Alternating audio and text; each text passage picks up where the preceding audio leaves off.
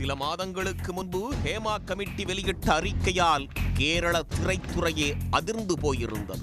ஏராளமான நடிகர்கள் மீது நடிகைகள் பாலியல் குற்றச்சாட்டை முன்வைத்தனர். ஒரு சில நடிகர்கள் மீது வழக்கும் பதிவு செய்யப்பட்டது. இந்த சம்பவம் மல்லூட்டை உலுக்கி போட்டது. கேரளாவைச் சேர்ந்த நடிகை ஹனி ரோஸ் பல்வேறு தனியார் நிறுவனங்களின் திறப்பு விழாக்களில் கலந்து கொள்வது வழக்கம். அப்படி ஒரு திறப்பு விழாவில் கலந்து கொண்ட போது தொழிலதிபர் பாபி செம்மனூர் இரட்டை அர்த்தத்தில் பேசி அவமானப்படுத்தியதாகவும் தவறாக நடந்து கொண்டதாகவும், இதனால் அவருக்கு சொந்தமான நிறுவனங்களின் நிகழ்ச்சிகளுக்கு செல்வதை நடிகை ஹனி ரோஸ் தவிர்த்திருந்தார். மேலும் தனக்கு நேர்ந்த கசப்பான அனுபவத்தை ஹனி ரோஸ் பேஸ்புக்கில் வெளிப்படையாக பேசியிருந்தார். அந்த பதிவுக்கு பலரும் மோசமான கமெண்ட்களை பதிவிட்டனர். இதையடுத்து ஹனி ரோஸ் அளித்த புகாரின் அடிப்படையில் ஆபாசமாக கமெண்ட் செய்த 27 பேர் மீது போலீசார் வழக்கு பதிவு செய்தனர். இதன் தொடர்ச்சியாக பொது மேடையில் வைத்து பெண்மையை கலங்கப்படுத்தும் விதமாகவும் தொடர்ச்சியாக ஆபாசமாக விமர்சித்ததாகவும் பாபி செம்மனூர் மீது எர்ணாகுளம் சென்ட்ரல் போலீசில் ஹனி ரோஸ் புகார் அளித்திருந்தார். இந்த சம்பவம் அப்போது பரபரப்பாக பேசப்பட்டது. ஹனி ரோஸை தொடர்ந்து தற்போது மற்றொரு நடிகையும் பிரபல அரசியல்வாதி ஒருவர் மீது பகீர் குற்றச்சாட்டை முன்வைத்திருக்கிறார். கேரள மாநிலம் வடக்கன் பரவூரைச் சேர்ந்தவர் ரினி ஆன் ஜார்ஜ். மாடல், டான்சர், பத்திரிகையாளர், நடிகை என பல முகம் கொண்டவர் ரினி. தொலைக்காட்சி நிகழ்ச்சிகளை தொகுத்து வழங்கிய ரினி விளம்பரங்களிலும் நடித்துள்ளார். இதன் தொடர்ச்சியாக தற்போது 916 குஞ்சூட்டன் என்ற திரைப்படத்தில் ரினி நடித்துள்ளார். சமீபத்தில் யூடியூப் சேனல் ஒன்றுக்கு பேட்டி கொடுத்த ரினி 3 வருடங்களாக தனக்கு நடந்து வந்த கசப்பான அனுபவங்களை பகிர்ந்திருக்கிறார். பிரபலமான அரசியல் கட்சியின் இளம் அரசியல்வாதி ஒருவர் 3 வருடங்களுக்கு முன்பு ரினிக்கு ஆபாச மெசேஜ் அனுப்பியிருக்கிறார். அதை ரினி கடுமையாக கண்டிக்கவே அந்த ஆசாமி அதன் பிறகு அமைதியாகியுள்ளார். இந்நிலையில் சென்ற பிப்ரவரி மாதம் மீண்டும் ரினிக்கு அந்த அரசியல்வாதியிடமிருந்து வழக்கம் போல ஆபாச மெசேஜ்கள் வந்திருக்கிறது.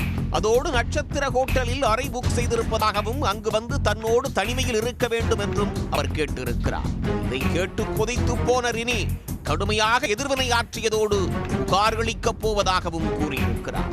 ஆனால் அந்த நபரோ உன்னால் முடிந்ததை பார்த்துக்கொள் என்ற ரீதியில் ரினியை அலட்சியமாக கையாண்டிருக்கிறார். இதனால் மிகுந்த மன உளைச்சலடைந்த ரினி அவரின் அரசியல் கட்சி தலைமையிடம் புகார்களித்திருக்கிறார்.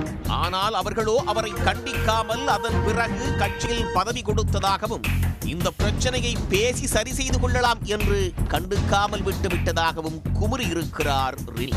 இந்த சூழலில்தான் சமீபத்தில் அந்த அரசியல் பிரமுகர் மீது பாலியல் குற்றச்சாட்டுகள் சமூக வலைதளத்தில் வெளிவந்திருக்கிறது. அவரால் பாதிக்கப்பட்ட ஏராளமான பெண்கள் குற்றச்சாட்டை கூறியிருக்கிறார்கள். ஆனால் பொதுவெளியில் இதை பற்றி யாரும் எதுவும் பேசவில்லை. இது ரினியை வெகுவாக பாதித்திருக்கிறது. இதனால் அந்த அரசியல்வாதியை பற்றியும் அவர் தனக்கு செய்ததை பற்றியும் பொதுவெளியில் அம்பலப்படுத்தி இருப்பதாக ரினி யூடியூப் நேர்காணலில் குறிப்பிட்டிருந்தார். ரினியின் குற்றச்சாட்டு அரசியல் களத்திலும் திரைத்துறையிலும் பெரும் பரபரப்பை ஏற்படுத்தியது. ஆனால் ரினி அந்த அரசியல் பிரமுகர் யார் என்று குறிப்பிடவில்லை. அதோடு அவர் மீது காவல் நிலையத்திலும் புகார் அளிக்கவில்லை.